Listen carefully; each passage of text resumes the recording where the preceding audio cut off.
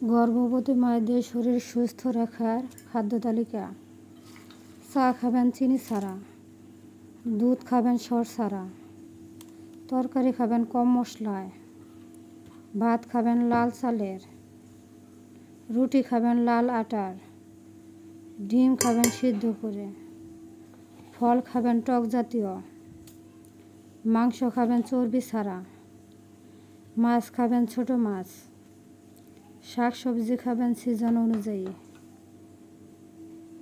চ্যানেলটি ভালো লাগলে সাবস্ক্রাইব করবেন প্লিজ।